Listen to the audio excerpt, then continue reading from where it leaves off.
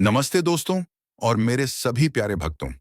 नवरात्रि के पावन पर्व पर आज हम मां दुर्गा के तीसरे स्वरूप मां चंद्रघंटा की अद्भुत और प्रेरणादायक कथा सुनने जा रहे हैं।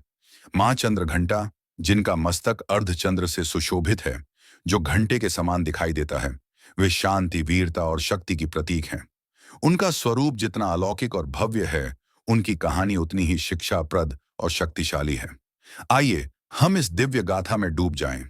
महिषासुर का बढ़ता आतंक बहुत समय पहले की बात है, जब तीनों लोकों पर महिषासुर नामक एक अत्यंत क्रूर और शक्तिशाली राक्षस का राज था। उसने अपनी कठोर तपस्या से ब्रह्मा जी से यह वरदान प्राप्त कर लिया था कि उसका वध कोई पुरुष, देवता या दानव नहीं कर पाएगा। इस वरदान ने उसे अत्यधिक अहंकारी और निर्भीक बना दिया।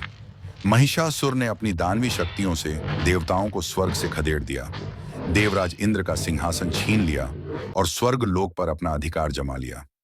स्वर्ग से निकाले गए देवता भयभीत और शक्तिहीन होकर इधर उधर भटक रहे थे।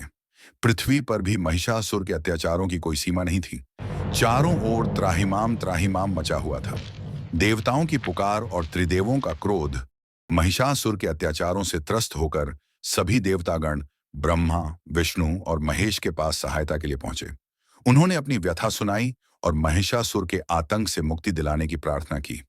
देवताओं की दयनीय स्थिति देखकर त्रिदेवों को अत्यधिक क्रोध आया। उनके क्रोध की ज्वाला से उनके मुखमंडल से एक प्रचंड और दिव्य ऊर्जा प्रकट हुई।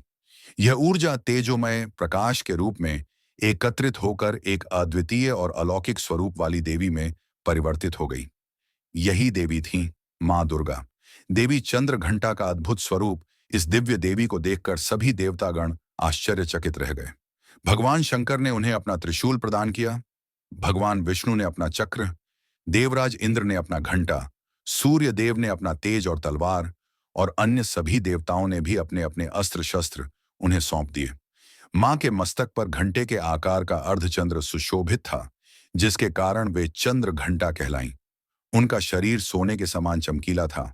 10 हाथों में विभिन्न अस्त्र शस्त्र थे और वे युद्ध के लिए उद्धत सिंह पर सवार थीं। उनका यह रूप जितना भयानक था, उतना ही भक्तों के लिए करुणामयी। उनके घंटे की ध्वनि इतनी भयंकर थी कि दुष्ट दानव और राक्षस उसे सुनकर ही कांप उठते थे।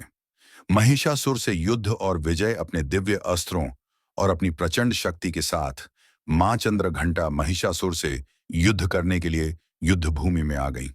मां का यह विशाल रूप देखकर महिषासुर पहले तो भयभीत हुआ, लेकिन अपने अहंकार में चूर होकर उसने अपनी विशाल सेना को मां पर आक्रमण करने का आदेश दिया। राक्षसों की विशाल सेना ने मां पर चारों ओर से हमला कर दिया।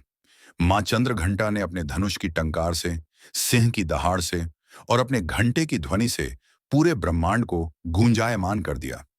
उनकी प्रचंड गर्जना और अस्त्र शस्त्रों के प्रहार से राक्षसों की सेना क्षण भर में नष्ट होने लगी। महिषासुर ने कई रूप बदलकर मां को भ्रमित करने का प्रयास किया। कभी भैंसे का रूप धारण किया तो कभी हाथी का, लेकिन मां चंद्रघंटा अपनी अटल शक्ति और वीरता से उसे परास्त करती रहीं। अंततः कई दिनों तक चले भयंकर युद्ध के बाद मां चंद्रघंटा ने अपने त्रिशूल से महिषासुर का वध कर दिया और उसके सिर को धड़ से अलग कर दिया। शांति की स्थापना और मां की महिमा महिषासुर के वध से तीनों लोकों में शांति और सद्भाव स्थापित हुआ। सभी देवतागण प्रसन्न हुए और मां चंद्रघंटा की जय जयकार करने लगे। मां ने धर्म की स्थापना की और भक्तों को भय और अत्याचारों से मुक्ति दिलाई। मां चंद्रघंटा की पूजा से भक्तों को साहस, आत्मविश्वास और विनम्रता प्राप्त होती है। वे अपने भक्तों के सभी दुख दूर करती हैं और उन्हें अलौकिक शांति प्रदान करती हैं। तो दोस्तों, यह थी मां चंद्रघंटा की अद्भुत कथा। नवरात्रि के तीसरे दिन मां चंद्रघंटा की उपासना हमें यह सिखाती है कि बुराई कितनी भी शक्तिशाली क्यों ना हो, सच्चाई और धर्म की हमेशा विजय होती है। हमें मां से प्रेरणा लेनी चाहिए और अपने जीवन में आने वाली हर बाधा का साहस और दृढ़ता से सामना करना चाहिए।